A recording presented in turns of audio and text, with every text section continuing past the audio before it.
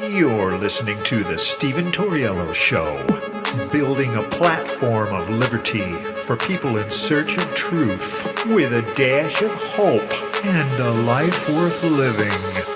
The Stephen Tauriello Show.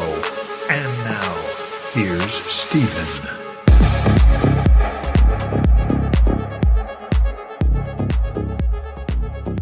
What's up, ladies and gentlemen? Welcome to the show. As always, thank you for tuning in, and happy Monday. Look, I know Mondays, they got a bad rap, man. They got a bad rap. Trust me, I know Mondays absolutely suck for me. They suck because they kind of mark the beginning of work. After a weekend of just chilling, relaxing, and we kind of got to make that transition from relaxing and having fun to being adults and responsibility, which always sucks. And sometimes it's pretty challenging. However, it is essential to remember that it's an opportunity for a fresh start to a productive week, or, kind of just resets. I feel like we live our lives 1 week at a time. And that could be a good thing or a bad thing. Me personally, I don't like living my life in a cycle, because I just don't feel like that's what God had planned for us. I feel like we're all destined for greater things, and I feel like God didn't put us on this earth to work Monday through Fridays and go to work, come home, go to bed, go to work, come home, pay bills, pay taxes. It just kind of sucks when you get stuck in a routine and a cycle that's not all the way positive. But then again, without the job, you don't get all the luxuries of life. And I think that's another thing the left, the progressives, really forget about. It's how much better we have it now than humans did 100 years ago or 200 years ago or 500 years ago. And so it's like, they think life is so bad as they're walking around with a supercomputer in their pocket, or they're in a plane soaring above the ground like an eagle to their next destination. So it's just, I guess it's all perspective, man. All perspective. So, well, folks, how about that Bidenomics? I figure this is going to be a key conversation in the coming weeks and months, because they are really, really harping on this Bidenomics. They got to find some kind of positivity to put on the Biden administration, because there's nothing there. There's nothing there. I remember the first year of the administration, everyone's like, well, we're just coming out of a pandemic, so just got to give it time. Folks, we're coming up to 3 years. I mean, if you can't get back on track after 3 years, I mean, there's something wrong. It's not that the pandemic, it's just that their policies suck. I mean, this administration came in and did everything the wrong way. They opened the borders. They crushed our energy sector, our energy production, canceling the Keystone Pipeline. That was a mistake. It's like one mistake after another after another. And it's really to nobody's surprise, because Joe Biden has been wrong on every foreign policy. And that was from Robert Gates, the Obama, I think he was the Secretary of State. He even said that he didn't want to see Joe Biden president. He thought he was going to be a disaster, because he was a disaster in foreign policy when he was vice president. This guy said Joe Biden made the wrong decision on every single foreign policy. I think I got the audio here. Yeah, check this out. I was rereading your memoir before we sat down to talk, and you said in your memoir, Joe Biden is impossible not to like. Still, I think he's been wrong on nearly every major foreign policy and national security issue over the past 4 decades. Would he be an effective commander-in-chief? I don't know. I think I stand by that statement. He and I agreed on some key issues in the Obama administration. We disagreed significantly on Afghanistan and some other issues. I think that the vice president had some issues with the military, so how he would get along with the senior military and what that relationship would be, I think it would depend on the personalities at the time. He's a peer of yours. He's about a year older. Yes. You think he's right for this moment? I think I'm pretty busy and pretty active, but I think I think having a president who is somebody our age or older, in the case of Senator Sanders, I think it's problematic. I think that you don't have the kind of energy that I think is required to be president. Yeah, so it's clear, folks. This guy, everyone has known who Biden is and who he isn't. And so they're just desperately trying to find some kind of positive thing that they could pull out of the Biden administration, and they can't. And so what they're going to do is they're going to lean on this unemployment rate, which obviously everyone can look around and know that the economy sucks. Everyone can see that with their own eyes. Everybody's struggling. We talked about this on Spicy Sunday, on yesterday's episode, is you're not going to be able to convince these people that paying $32 for a box of diapers is normal. You're not going to convince these people paying $4 a gallon for gas is normal. People aren't struggling, they're drowning out there. I mean, you're talking about record high credit card debt at $1 trillion. You're talking breaking records in all the wrong ways, completely opposite from the Trump administration. And this is why everybody is really starting to realize that they made a mistake voting for Joe Biden. And look, I don't blame them. I made a mistake voting for Obama. I remember, but at least I was man enough to admit I made a mistake. Instead, these people are just digging themselves a hole deeper and deeper, and they will never come out and admit they made a mistake with Joe Biden. It is truly a bizarre phenomenon we're dealing with. I think it's, and look, I know you're probably tired of hearing me say this, but I think it's a mental disorder. I think it is a psychological disorder that we're witnessing right now with millions of people in this country. So, but it's clear and obvious Bidenomics is not working. They only pick the economy because it's the easiest to lie about. They can have the CBO fudge the numbers. They can have people, it's very misleading. Essentially, everything the Biden administration has done up until this date, they're going to continue to do, except with the economy. So they're going to say things, certain key phrases to make it sound good, but it's not really the truth. So, for instance, when Joe Biden was on the debate stage and said he's never talked to his son about his business deals, never even would have dreamed of talking to his son about his business deals, he was so far attached from Hunter Biden's business deals, he didn't even talk to him about the business deals. And then fast forward to just, 6 months ago, 7 months ago, we find out not only did he talk to his son about his business deals, but he was actually a part of the business deals. And so shortly after everyone finds out about that, Peter Doocy asks Karine Jean-Pierre, the press secretary, hey, we remember Joe Biden said that he never talked to his son about his business deals, but now we find out that he was indeed talking to his son's business partners. And then she said, well, here, let's just listen to audio. Here, check this out. Chairman James Comer today says that the Oversight Committee, has evidence that the president in the past communicated directly with foreign business associates of his son Hunter Biden many times. Curious if the White House and the president still stand behind his comment that he's never been involved and has never even spoken to his son about his business. So I've been asked this question a million times. The answer is not going to change. The answer remains the same. The president was never in business with his son. I just don't have anything else to add. So did you guys hear it? So the wording changed. So instead of saying, oh, he's never talked to his son about his business deals, now it's, well, he's never done business with his son. And they want to act like it's just normal. See, this is how they do it. They are so good at it, folks. They are good. They are masters at this. The only thing a press secretary is good for is lying. And unfortunately, she has to be the secretary for one of the most habitual liars to ever step foot in the Oval Office. And so I kind of feel sorry for her, but I don't. So again, what they do with the language is the same thing they're going to do with the economy. So people need to be on their feet with this. It's going to be a lot of misinformation, a lot of disinformation, and got to remember, it's all purposeful.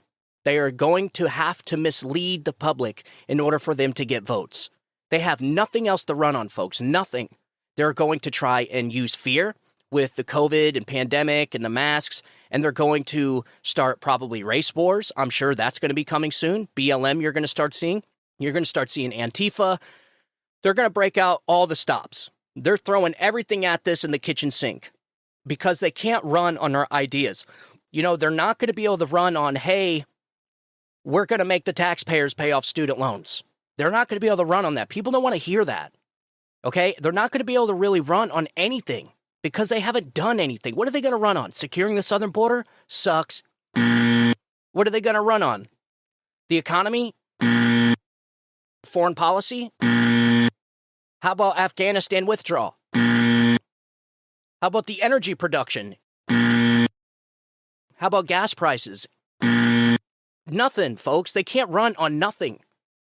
The only thing I keep hearing on Twitter is Donald Trump and unemployment. So speaking of unemployment, American auto giant blindsides over 900 workers with sudden layoffs. It's Bidenomics, folks. That's Bidenomics. So I got an article here from the Gateway Pundit, hat tip to Jack Davis at the Western Journal. General Motors is closing its IT Innovation Center in Chandler, Arizona, cutting 940 jobs. The closing came as a major shock, ChandlerNews.com reported.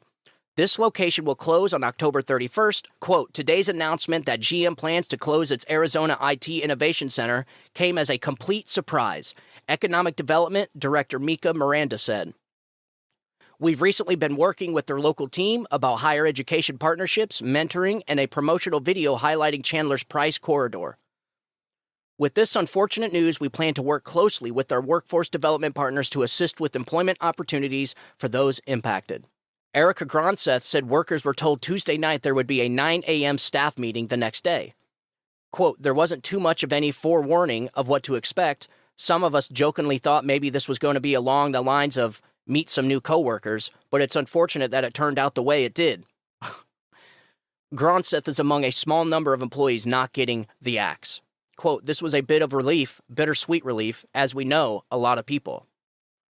That bittersweet relief for these workers comes amid a generally tumultuous time, economically speaking. Many of President Joe Biden's most ardent critics have been quick to blame his administration for many of these economic hardships. Speaking of hardships, the layoffs in Arizona came after GM already cut about 200 engineers elsewhere, according to the Detroit Free Press. GM announced the closing in a company-wide email. Quote, today, we announced the difficult decision to IDT, Information and Digital Technology, operations at the Arizona IT Innovation Center at the end of October. This decision was not an easy one, but it will help to optimize our Innovation Center footprint and gain the efficiencies and effectiveness we need to have to continue to support the company. That's Bidenomics, folks. That's Bidenomics. So what about that unemployment rate again? Yeah. Listen, folks, it's going to get worse before it gets better. And I'm telling you, if somehow the Democrats manage to win this election in 2024, I honestly don't know where this country's going to go, but it's not going into a good place. We are not on steady ground here. In the last episode in Spicy Sunday, we talked about the BRICS nations. So we have to get our economy in tip-top shape to its peak performance because these other countries in this BRICS nation are trying to squeeze us. They're dropping our dollar. So we need to boost production, we need to start manufacturing, and we need technological advances. And honestly, we're not even close to that. The last really major technological advancement that we've made was Elon Musk with Tesla. Like, those are the types of technologies that bring in GDP, that bring in manufacturing. And unfortunately, it's so impossible to manufacture anything here that Apple just sends its factories overseas. These people, these leaders in our government has failed us over and over again. Our government is filled to the tippy top, to the gills, with arrogant, ignorant, stupid people. And really worthless people. They're worthless. I guarantee you could slice the government by 75% and not even blink an eye. And I'm talking staff. I think there's 2 million government employees. And I'm not talking about anything else but just people inside our nation's capital. Working the bureaucracy in the background, pulling the strings, the people that go unelected. The people that just pretty much sit at a desk, don't do anything, nobody knows what they do, but they get these government grants that just flow in like a steady river of money, and nobody knows what they do. Like things like the black budget. This black budget is a real thing. It's money that gets spent for things the American people have no idea about. To this day, if you reach out to your leader, if you reach out to your senator or your congressman and you ask them, hey, where is our tax dollars going? And they won't be able to tell you. They will not be able to tell you. And if they do tell you, it's most likely a lie. Because these people don't care about us. They don't care about the American people. They lost sight of things a long time ago. This is no longer a government that's working for the people. This is a government working for itself, building this fourth branch for itself. All these people, these senators, congressmen, all these bureaucrats, they're all self-interested. They don't care about the American people just so long as they keep getting paid. You know, this is what irks me about Joe Biden getting a paycheck. No one can explain to me why this guy is still collecting a paycheck from the taxpayers when he's worth tens of millions of dollars that we know of, minus the 20, 30 million that was made through other means, which, you know, who knows, from these other countries. And that is just the money that they know about. Imagine the money in offshore accounts, which is typically what corrupt businesses do. You know, shell companies. Those shell companies launder the money to offshore accounts in places like Switzerland, where their money's safe and no one can get in touch with it. So it's without a doubt our government is going down the wrong path. Our government right now is absolutely worthless. It's bloated. It's wasteful. It's ineffective. And it does nothing but get bigger and bigger and bigger. So imagine that. The government just added, I think, 600,000 jobs. 600,000 employees. And you got GM laying off 900 employees. It is so amazing to me how the government is growing consistently, but the American middle class is shrinking and getting squeezed to death. The lower income class is growing precipitously. The middle class is getting squeezed, and the upper class is growing at a record's pace. So what does that tell you? So you have the middle class getting squeezed out of existence. You have the lower class getting bigger as this economy gets harder and harder for anybody to make a decent living. And then you have the upper class, the elites, the ruling class, essentially. It's getting bigger and bigger. And then you have government that's behind all of this destruction. And I'm not saying government by itself, but the whole system itself has lost sight of its job. It no longer works for the people. It no longer has oversight by the people. You know, the governed was supposed to have oversight of the government. And now it's completely reversed. Completely reversed. We can't even get documents from the FBI. We can't even get documents from HHS. You try and FOIA documents, they'll tell you to go screw yourself. It's clear and obvious they're no longer working for the American people. So the only way to fix this, the only remedy is you have to shrink government. Drastically. Like at least 50%. You have to do what Elon Musk did. That guy went in there and cut 75% of his overhead. 75% of his overhead gone. And I remember him getting on Twitter and saying, yeah, everything's running just fine. I just fired 75% of the overhead. I mean, he even said it. He was like, we've seen TikTok videos of people working at Twitter. They would give their daily schedule right there on their phone like an idiot, saying, oh, I get here, I read a couple emails, and I go down to the coffee bar and chill, then I do this, and then I get on my computer and reach out on social media, and then I go to lunch, and then I go home. It's like, really? Like, this is, how is any company profitable with employees like that? You can't. And so that's why when Elon came in, it wasn't profitable. The guy way overpaid $54 billion for Twitter, and he's losing money every day, even after firing 75%. So look, it's clear that the government's consistently growing. The Bidenomics is not working. They're going to continue to lie to you because they know that voting for Donald Trump getting into office, all this stuff is in danger. All of it. The government overhead, the bureaucracy, and he knows where everything is. Everything. So it's look, it's not good when you have a government that's out of control. I mean, the American people have no control over their government right now. This is not at all what the founders had in store for this. This is not at all. We are so far off from what the American founders had in mind. It's not even funny. And when you try to get it back, and you elect your guy in that you think is going to get it back for him, they just kneecap his ass. They try and destroy him. They try and throw him in prison for the rest of his life. Mind you, the guy was getting there for 4 years. He gave us the best economy this place has seen in a long time. And they want to destroy him? Nobody deserves that. No American deserves the type of treatment Donald Trump is getting. I don't care what you think. I don't care how crazed you are. I don't care how much the Pravda media has broken you. I don't care. I would not wish what is happening to Donald Trump on anybody, not even my worst enemy. And so I think it's vital that the American people get somebody in there that's going to fix this stuff. And honestly, I think we all know by now it's Donald Trump. And just like in Spicy Sunday and yesterday's show, these candidates need to just combine together and get behind Donald Trump. But we have the complete opposite. We have candidates trying to destroy him too, like they want the Democrats to get elected. I think Chris Christie wants Joe Biden to win. I think Sununu wants Biden to win. I mean, what the hell is going on here? They're losing their Republican Party. They're watching their Republican Party get wrecked by the Democrats, and they sit and help them. They help them do it. If these Republicans don't start stepping up to the plate, they're not going to have a GOP. There will be no Republican Party. They seem to not see that. They don't seem to see that at all. So, speaking of the government using fear to control the masses, I got an article here, hat tip to David Grayson. Florida's Surgeon General urges Americans to refuse to follow new mask mandates. I agree.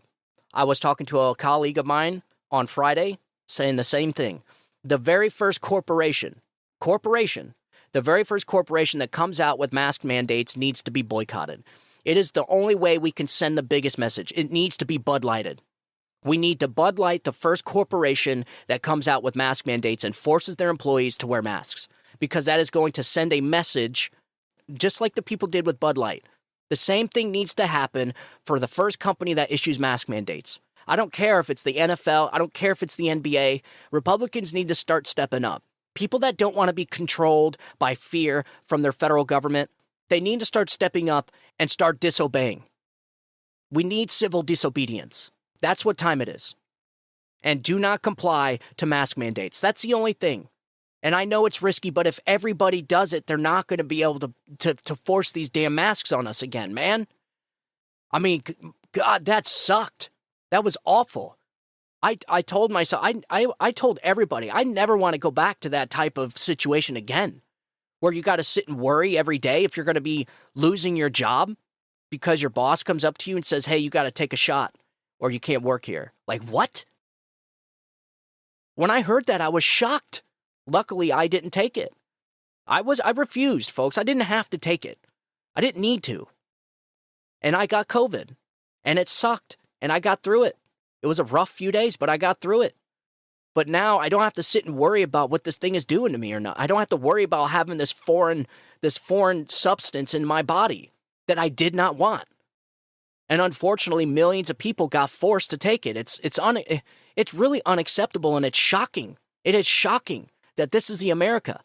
And I knew then which road we were going down. I knew then the path this country was going down when the Biden administration forced vaccine mandates using OSHA. They used OSHA because they knew it was illegal. They knew it was unconstitutional, so they used these back doors like OSHA. That's what same thing they're using the EPA for. And get workarounds. They work around the Constitution instead of following the Constitution like they're supposed to. So like I just read an article about ceiling fans. Folks, ceiling fans. Really? So now they're telling you what kind of ceiling fan you can have in your house? I've been warning about this for months, years. This administration is the most tyrannical, totalitarian administration we have ever seen in this country. They could tell you what kind of ceiling fan you can have, what kind of dishwasher you can have, what kind of air conditioner you can have. I mean, they're going after every single electronic appliance because of energy usage. How about you just produce more energy like the rest of the world is? How about you produce more energy like the BRICS nations are? They don't care about this green energy stuff. We're absolutely wrecking our economy. We're wrecking our citizenry. Everything is getting destroyed. A lot of the damage that's being done to this country is because of this administration's push for green energy. It's wrecking this country. It's certainly not doing any good. Definitely not. So Florida Surgeon General Joseph Ladapo is urging people to refuse to follow any mask mandates as schools slowly try to reinstate COVID policies.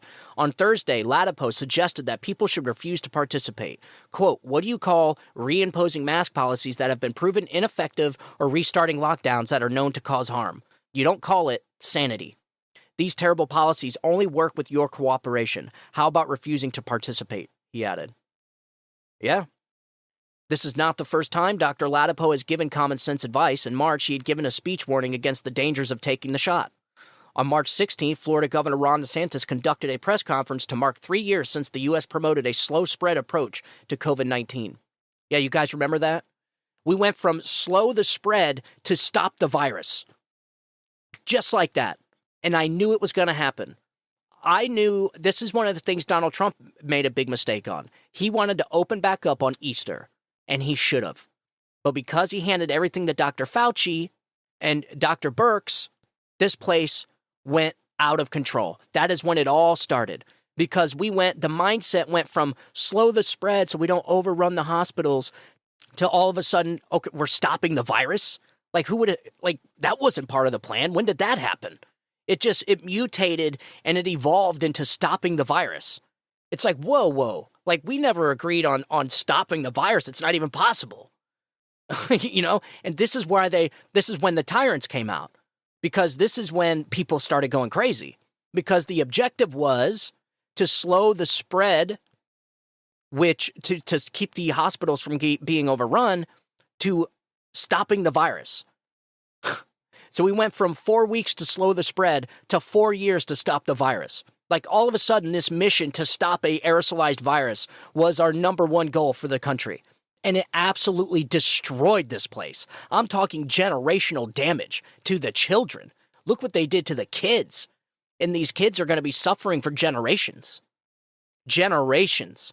You're literally probably going to have resumes down the road when all these kids grow up. And on that resume, they're going to say which school they went to and how long that school was locked down for. Because some of these kids missed 2 whole years of education. And this is why you see a decline in our education system. This is where the Department of Education failed. And look, I don't care if they take this video down. I really don't. It is what it is, man. I'm not going to self-censor because I'm worried that my video's not going on YouTube. I mean, I'm not doing it. So I could say whatever the hell I want. But the thing is we need to understand that they're only doing this for the election. So a lot of us said this even during the last pandemic, was they're only doing this to kneecap Donald Trump in an election. That is what they used the virus to interfere in another election. That is what it was. The death tickers at the bottom of the screen. They used all of that to affect the outcome of the election. They used COVID for the election. That's what they did. I mean, it's not even a no-brainer. People still bring up COVID and Donald Trump, even though the worst of it all happened under Joe Biden. A lot of people don't know this fact. More people died of COVID under Joe Biden than Donald Trump. And Joe Biden had a working vaccine when he came into office and therapeutics for early treatment. And still the number skyrocketed. Because the guy was a disaster, just like everything else he touched is a disaster. Everything this guy touches is a freaking disaster. And it's no brainer that everybody knows it's to affect the election. Everybody knows. I've been saying for months, the level of determination into influencing the 2024 election to kneecap Donald Trump is going to be out of this world. It is going to be biblical. They're going to stop at nothing. Nothing. I mean, look at what they're doing now. I mean, even before the election, they're trying to remove Donald Trump from the ballot before people can even vote for him. I mean, they are taking a sledgehammer to our democratic process, all to keep one guy from winning. Mind you, one guy that gave this country an amazing economy. And that is the only thing people are talking about. When you go down and when you scroll through social media, when you go out on the streets, when you actually talk to normal people, everybody knows this economy sucks. Everybody is struggling except for the rich people. So why wouldn't the American people want somebody that's going to give that back to them? Of course they would. You think people are actually going to vote for a continuation of this? Hell no. Hell no. Just like I said in the beginning, Bidenomics sucks. And no matter how much they lie, no matter how much propaganda they spew from their Pravda media outlets, nobody's buying it. And nobody's buying this mask mandate bullshit either. No one's buying. Everybody knows that they're going to come back with COVID simply for the election.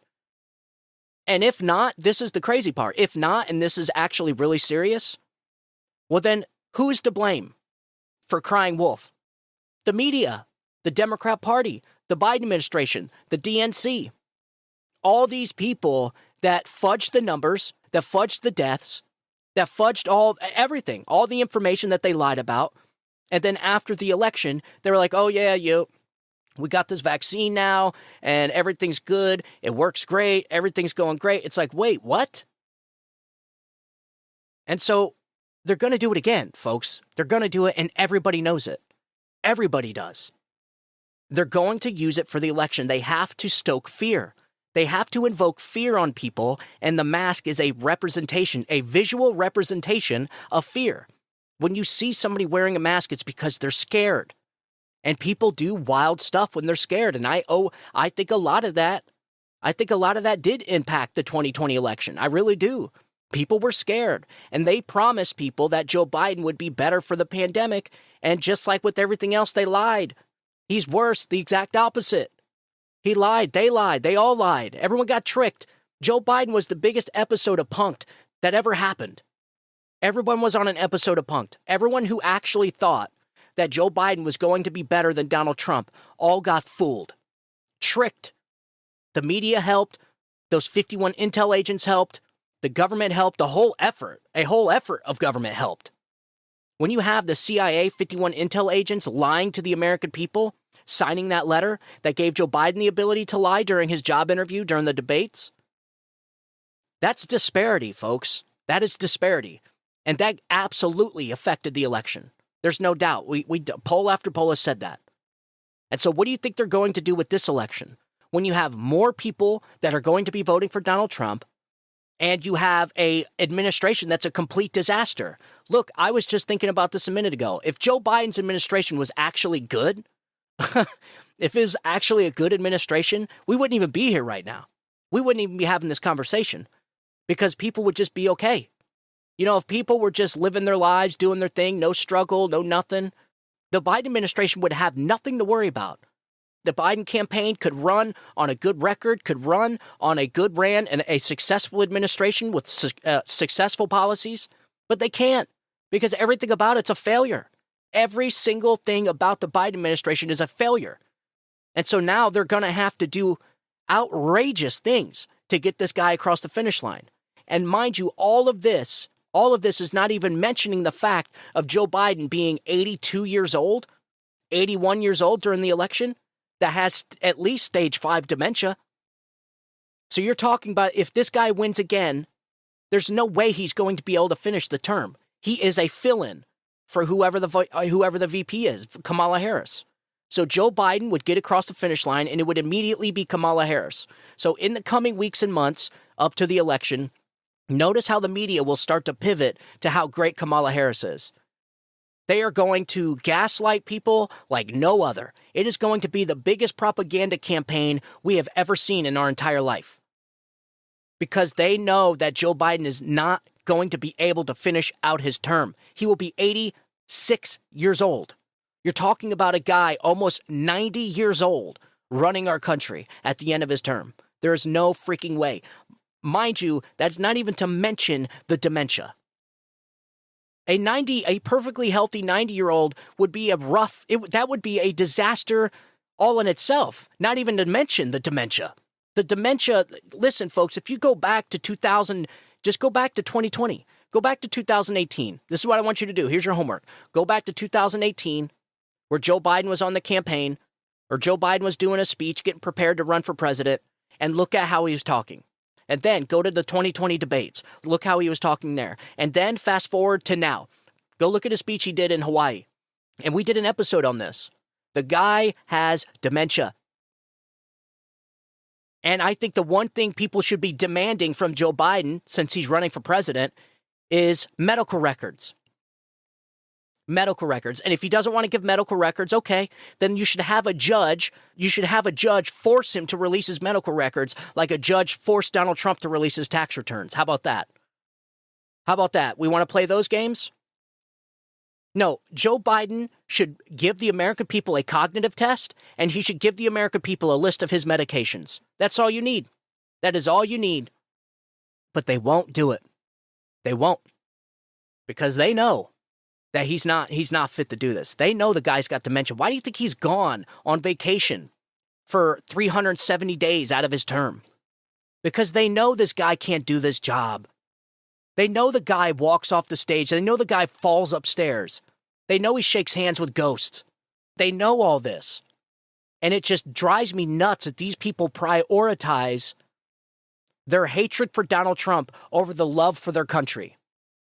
Again, like I said in yesterday's episode, I've been seeing tweets all day where people were saying, I'll vote for Joe Biden just to see Donald Trump go to prison. Like, what? So you're going to watch the destruction of our country? The destruction of kids' education? The destruction of kids' lives and the sexualization that's in the schools? The destruction of our democratic process and our southern border? The destruction of our economy and people's lives? I mean, my God, man, these people need help. They're sick, but not everybody.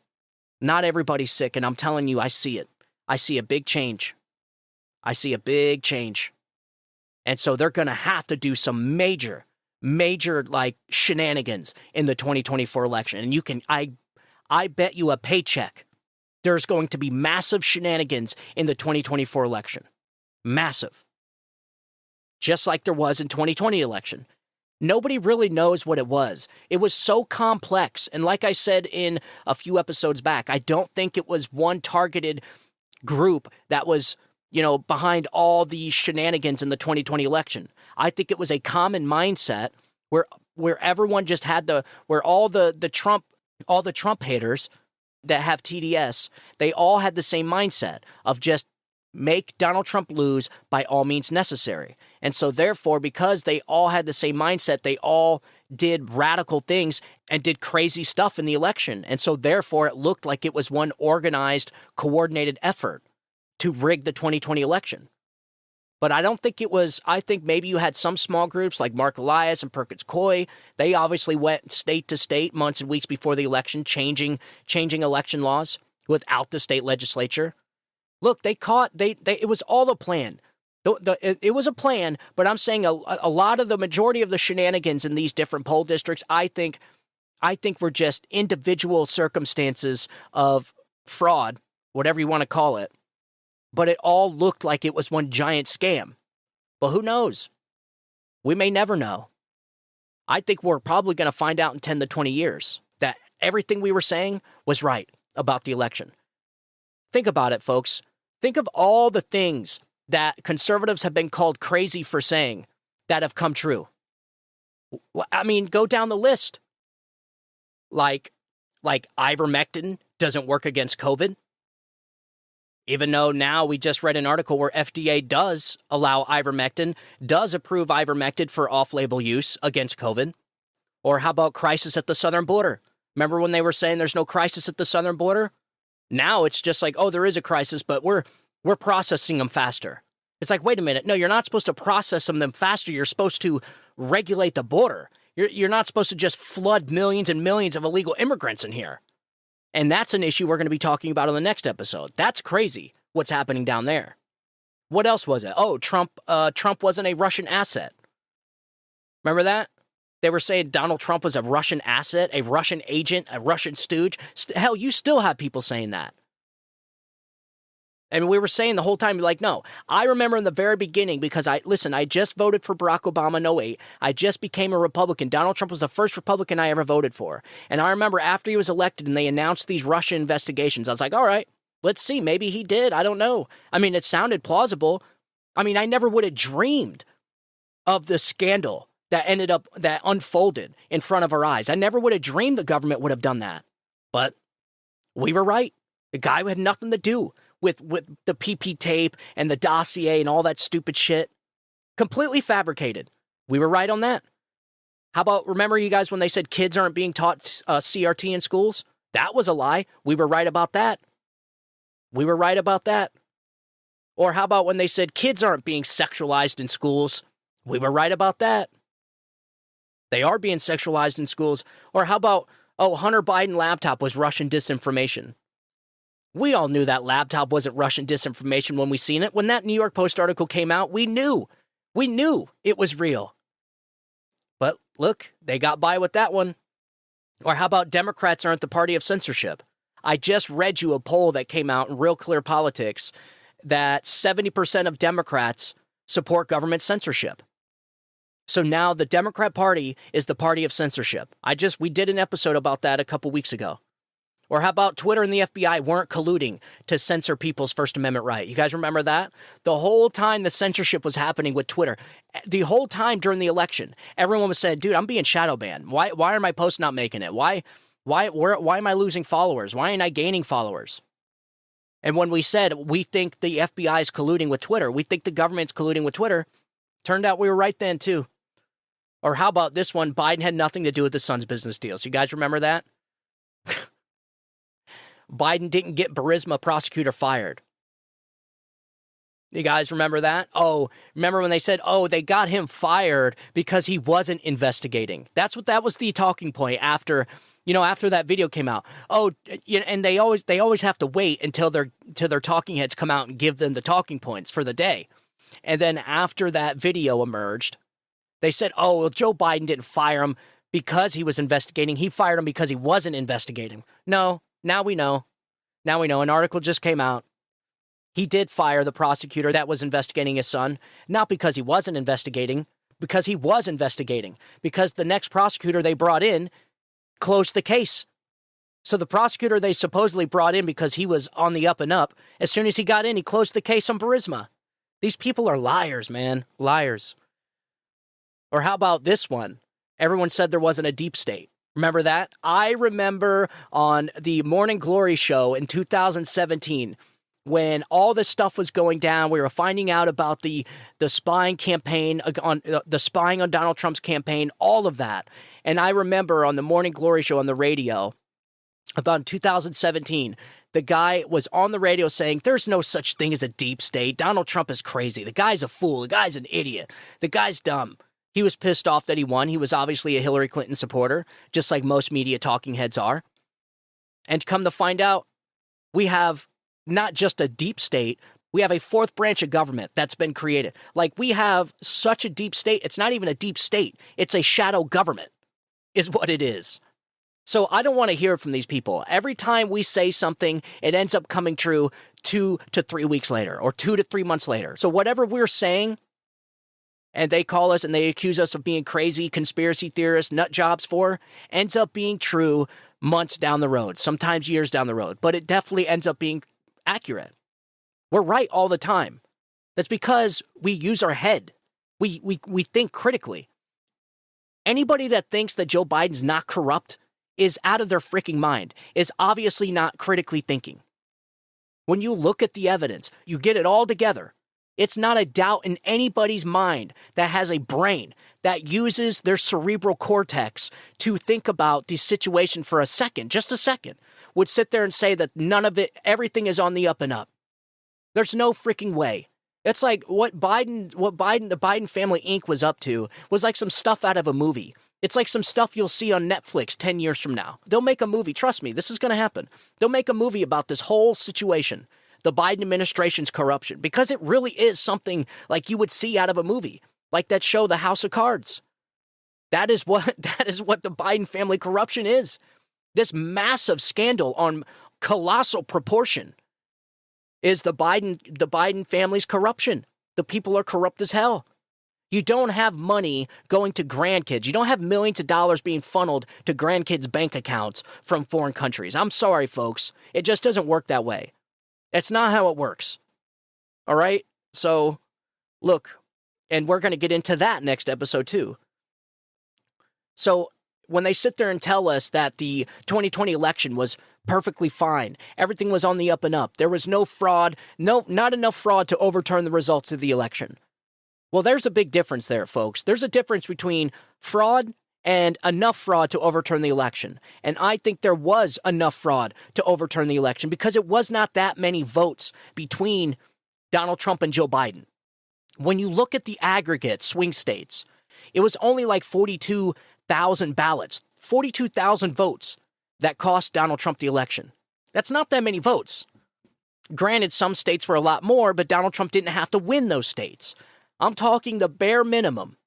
If there was a swing of 42,000 votes in Donald Trump's favor in key states, he would have won the election.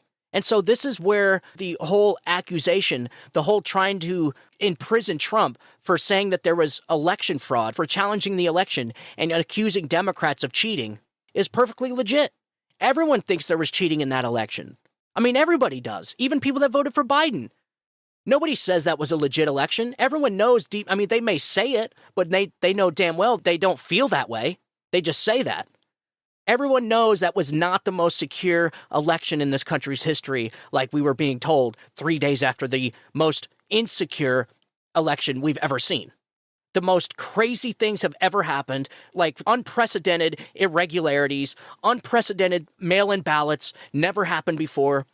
But yet 3 days later, all of it was the most secure election in our lifetimes. And one of the key shenanigans in the election, I'm not saying minus the machines, I have no idea about that. Possible? Okay, maybe, yeah. I definitely think we should take machines out of our elections. There's no doubt. One of the things they did was changing election laws.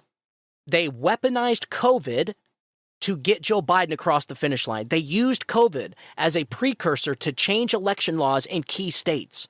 And one of those states was Wisconsin. So Wisconsin, this is how they did it. This is just an example of what they did. And I'm going to use Wisconsin as an example. So I got an article here from NPR. We all know that's a leftist rag outlet, Pravda Media, the whole 9 yards. So they released an article back in July 8th of 2022.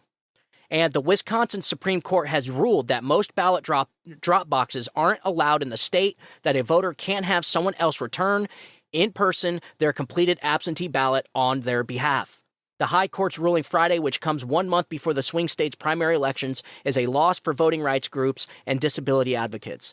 The decision is the latest in a legal battle that began in January after a Waukesha County judge sided with a conservative legal group in a lawsuit, declaring state law doesn't allow for unstaffed ballot drop boxes and requires that voters physically return their own absentee ballots. So, quote, the key phrase is in person, and it must be assigned its natural meaning, wrote Justice Rebecca Bradley for the conservative majority, referring to the state statute governing ballot returns. In person denotes bodily presence and the concept of doing something personally. Bradley wrote that absentee ballots must be delivered in person at a clerk's office and cannot be returned by someone else. The ruling did not address whether someone must physically put their own absentee ballot in the box if voting by mail. So that's going to be something they got to work on. This is what I'm talking about when you have these Republican nominees on stage kneecapping Donald Trump. They need to be back in these states figuring this stuff out before the election. Why wait till after the election to get all this stuff? It is clear and obvious why the Democrats want mass mail-in balloting. It is clear and obvious why Democrats want drop boxes that are unsecure and aren't guarded. We got guards in our drop boxes here in Florida. You got 2 poll workers per ballot box at every single drop box. And that's the way it should be. Well, why would anybody not want to secure their elections? Why would anybody not want to make it easier to vote and harder to cheat? It doesn't make sense. The only people that would want a less secure election process is somebody that wants to cheat. It's as simple as that. What is the other reason?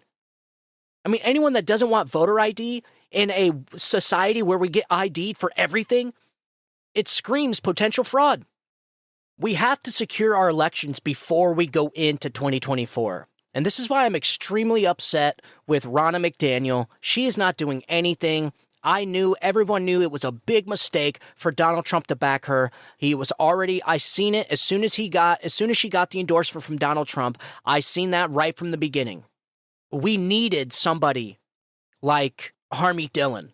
We needed a fighter. Ronna McDaniel is not a fighter. I mean, the RNC just tried to put Donald Trump in a trap on that first debate.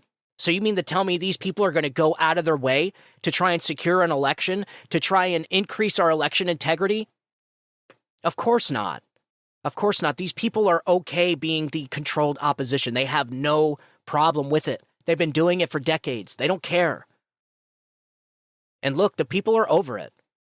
People are just over it, man. People are over politicians. People are over the elite ruling class. People are over it. These people have run roughshod over our constitutional rights, they have destroyed our country. And they made millions doing it while we got peanuts. It's so mind-blowing that anybody would want to vote to continue this. It's just absolutely mind-blowing. And so in that article, that NP article, what it's referring to is after the election, a lot of these judges in these states said, it was not right for them to have unsecured ballot drop boxes. It was not right for them to have mass mail-in balloting. And so they made all these rulings, but they started fixing it after the election.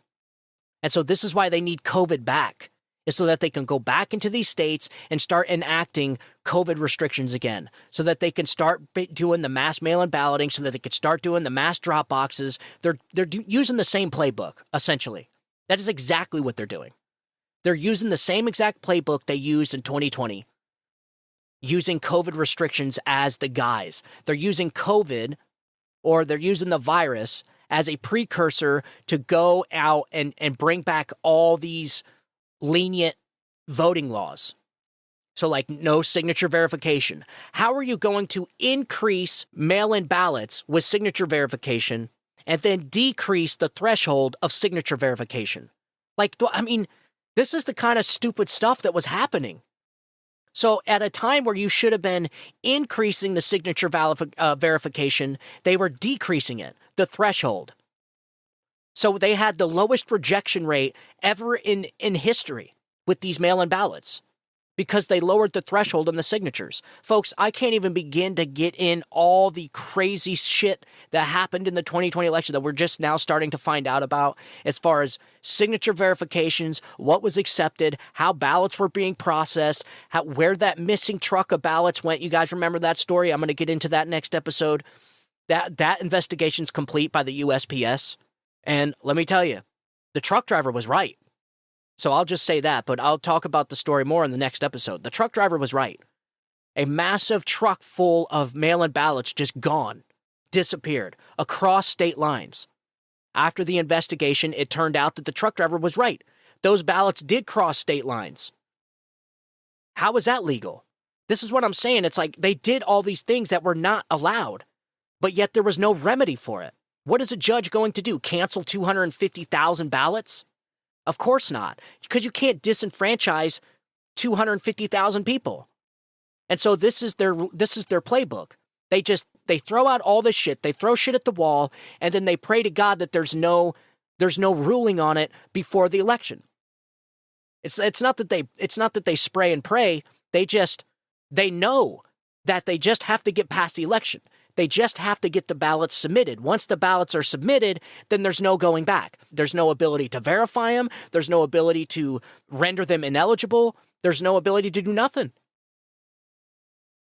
And Wisconsin was one of those states. There was a judge that ruled there was like 87,000 ballots that should have been ineligible because they didn't match addresses. They came in from vacant lots. What the hell are we doing, man? And so this is exactly what they want. And COVID is going to be that precursor to have a repeat of the 2020 election. So the American people need to go in and vote by the masses. We need such a big turnout that there's so much voting that no matter how much cheating they do, they can't overcome the people's choice. And that's a lot, because look how many ballots they produced in the 2020 election. I mean, when you're talking you just have this situation in Michigan where they found 8 to 10,000 ballot registration forms, all with the same handwriting. So these people are literally creating ballots out of thin air, putting fake addresses on, putting vacant addresses on. And then once you remove them, and it's just a big debacle. There's no security in our elections. The Democrats have destroyed our election process, destroyed it. And they're going to try it again with these stupid COVID restrictions. So, all right, ladies and gentlemen, one last thing before we leave. I want to give you a heads up. On Wednesday, October 4th at 2:20 p.m. Eastern Time, every TV, radio, and cell phone in the United States will blare out the distinctive, jarring electronic warning tone of an emergency alert. So essentially, you know that annoying sound you get? You guys know the sound. Well, FEMA is going to be putting out a nationwide alert on every TV, radio, and cell phone to test the FEMA system. Kind of makes you wonder, like, what do they know? What do they know that they're not telling us? Because trust me, if there's nuclear weapons flying through the air, that's the exact signal you're going to hear. That is exactly the signal they will send to everybody's phone if we're under any kind of nuclear attack or anything like that. Yeah. Kind of makes you wonder, man. Look, just like in yesterday's episode, there's a lot of stuff happening around the world that we don't know about. There's a lot of stuff playing out behind the scenes, and we have no clue. No clue. That is why it is vital to have a transparent government. And it's extremely important to have a government that puts the American people first. And we have the exact opposite. We have a government and a Democrat administration and a political system, a uniparty, that in every single instance puts the American people last. In everything. And look, you know what's got to be done in 2024. We got to make history, ladies and gentlemen. We got to make history. And these days will be ours for all of time. I want this to be record-breaking turnout in 2024. I want to show these people that the American people will not put up with this. The American people will not put up with this uniparty, corrupt Washington establishment destroying their country and ruining their lives. And the only way to do that is to turn out in 2024. So, all right, ladies and gentlemen, thank you for tuning in. As always, if you please could share the show with your friends and family, get them informed with these mask mandates, tell them not to comply. I think it's ridiculous. Nobody should be complying with these. And like I said, the first corporation that comes out, boom, we got to Bud Light their ass. And send a message. So make sure you share the show with your friends and family. I would really appreciate it. It helps the show out big time because the algorithm's not going to toss the show around. So we got to beat the algorithm, and only you can do that by sharing the show. No matter how much I promote, no matter what I do, the algorithm is just not going to take a show like this and spread it and send it out to people. Everything relies on you, the audience. So if you guys got any questions, send me an email, StephenTauriello@gmail.com. If you got any articles you want me to see, you want to ask me a question, you want to reach out to me, you got something interesting you want me to see, maybe even read on the show, send it on over, StephenTauriello@gmail.com. And as always, thank you guys for tuning in. I want you guys to have a good day, have a great week. God bless you, and God bless America. You guys have a good day. Bye-bye.